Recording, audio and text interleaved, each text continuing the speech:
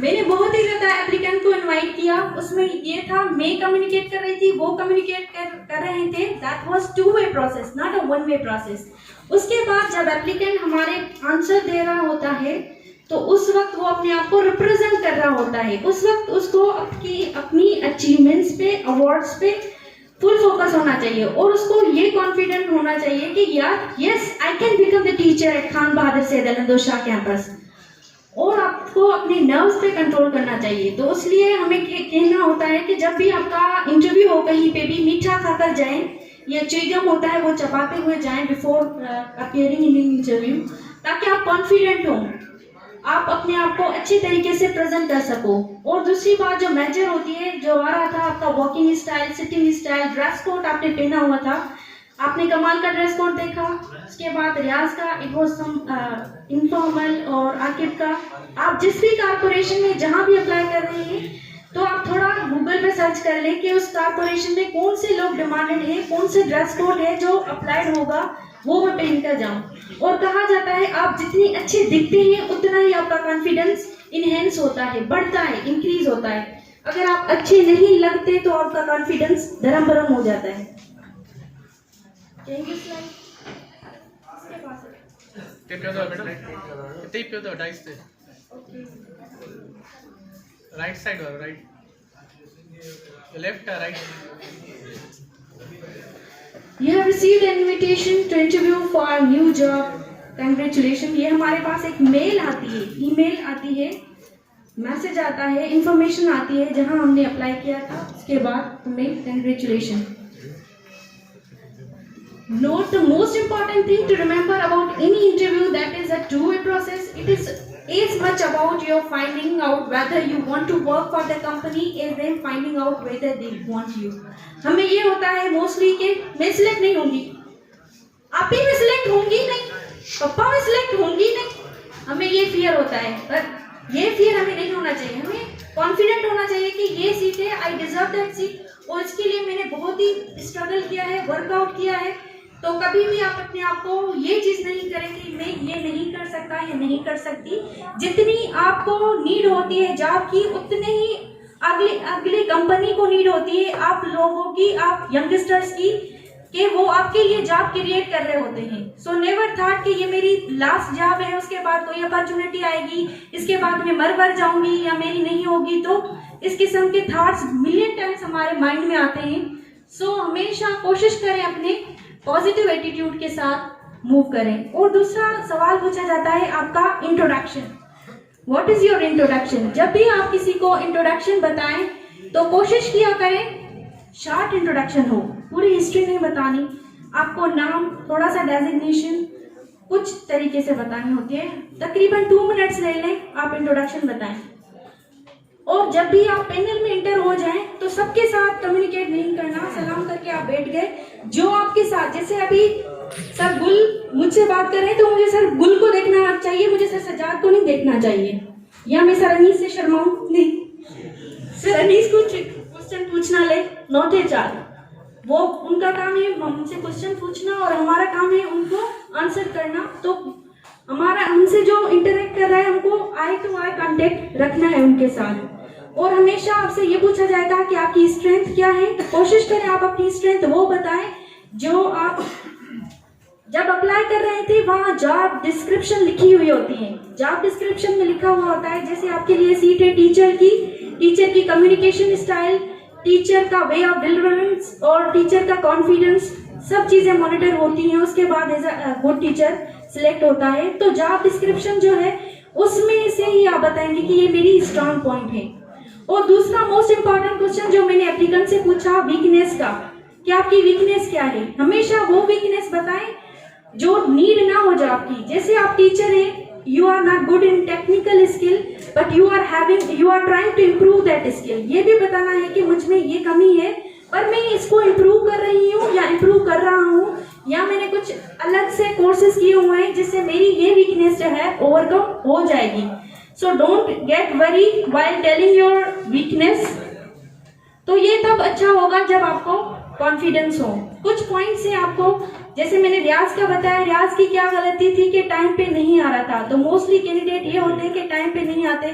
जैसे सर अनीस की पॉइंट्स मैंने देखी, सर ने बताया कि हमेशा जब भी कहीं आप जा रहे हैं जॉब के लिए, तो आप लोकेशन देखें, टाइम देखें, अगर ये रास्ता ब्लॉक है तो दूसरा कौन सा रास्ता है, ताकि आप टाइम पे पहुंच जाएं। अगर हम टाइम पे नहीं आते, सडनली चले जाते हैं, हमें पता नहीं होता कि अंदर क्या होता है, और सडनली हमें क्वेश्चन पेपर दिया जाता है, तो हमारा माइंड सडनली ब्लैंक हो जाता है। और अगर हम टाइम से जाएंगे तो हमें पूरी गाइडलाइन, इंस्ट्रक्शंस, हर चीज एडवाइस मिलती रहती है। सो जब भी आप इंटरव्यू के लिए जाएं, टाइम पर जाएं, और उसके बाद आप कॉन्फिडेंस अपना बिल्डअप करें। उसके बाद आप ज्यादा से प्रैक्टिस की हुई होगी तो आपको अपने नर्व्स पे कंट्रोल होगा। रियाज का फेशियल एक्सप्रेशन देखा था, नॉन वर्बल कम्युनिकेशन कैसे थी, इज देयर गोल, फलान, ढिमकाना। जब आपको आंसर नहीं आता तो तुक्के नहीं मारने, आपको नहीं आ रहा answer, that's okay, you have to say sorry ma'am, next question please, उससे कुछ भी नहीं होगा, you have to say sorry at that time.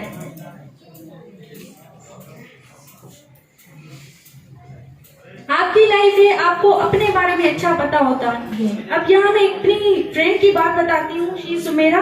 वो हमेशा मेरी सीवी लेकर उसको कॉपी पेस्ट करती है।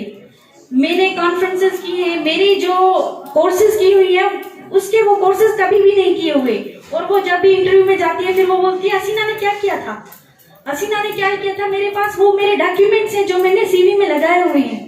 तो कोशिश करें रियलिटी लिखें अपने सीवी में, और जो प्रेजेंट करें अपने रियल यू को प्रेजेंट करें, नॉट योर फ्रेंड और not anyone else. It's your life, you must know about yourself कि मैं किस चीज में अच्छी हूँ, मेरे कौन से कोर्सेज किए हुए हैं करंटली, कौन सी अचीवमेंट्स है मेरी, कौन से रिवार्ड्स हैं, और ऑर्गेनाइजेशन मुझे हायर क्यों करे।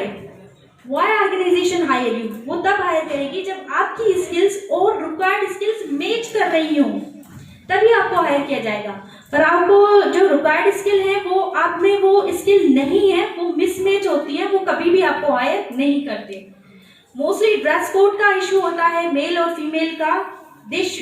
For the interview purchase the new dress if you do not have any new dress.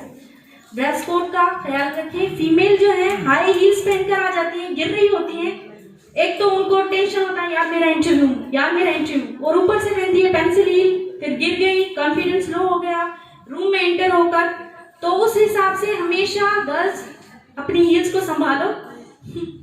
And boys जो है हमारा फॉर्मल ड्रेस कोड होता है मेल का, पैंट शर्ट्स और टाई लगा के अच्छा दिखना है, तो उस हिसाब से आपका कॉन्फिडेंस भी अच्छा होगा and you will look good during the interview.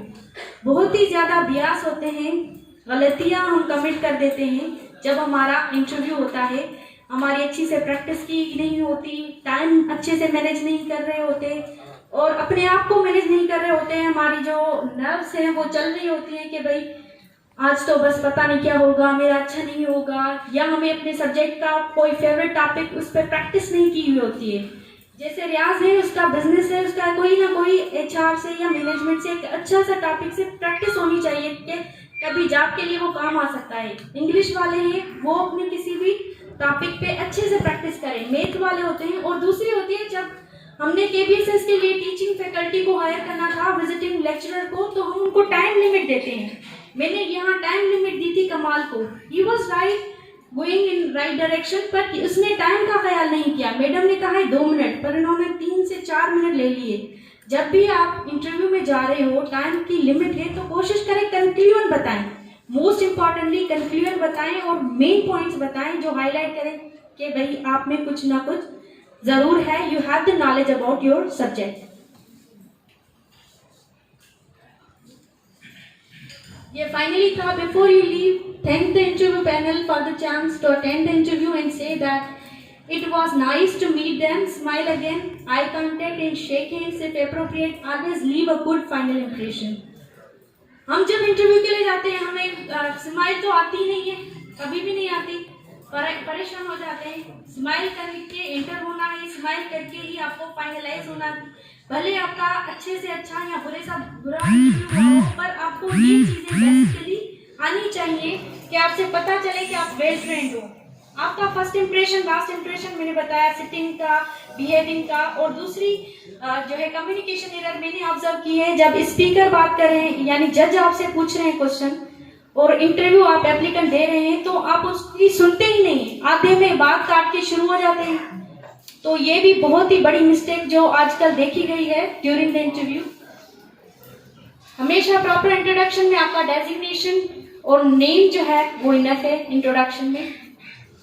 Handshake का आपका स्टाइल इस तरीके से होना चाहिए, stand to meet someone, extend your hand immediately, shake from your elbow side, hold for 3 to 4 seconds। मैं किसी के साथ हैंडशेक करती हूँ, फीमेल के साथ ऐसे ऐसे ऐसे करके, मतलब एज अ जज बहुत ही awkward लगता है कि अगला बंदा, और दूसरा तो अगले बंदे का मूड देखना चाहिए कि अगला बंदा हैंडशेक करने के मूड में है या नहीं। तो उस हिसाब से तो इतनी लिमिट है 3 to 4 seconds, उसके बाद उसका हाथ निकालना नहीं है। Confident hand shake compliment the introduction. जितना कॉन्फिडेंटली आप उनसे मिले हैं, ऐसा नहीं हो कि आप थोड़ा हड़बड़ा रहे हैं, वो वहां से समझ जाएंगे, कैच करेंगे कि भाई ही या she is not confident. Body language आपकी मोस्टली, बॉडी लैंग्वेज में आपके posture, gesture, verbal, non verbal communication. जी सर। कोविड वायरस के करे SOPs जो फॉलो करना तो पड़ता है हैंडशेक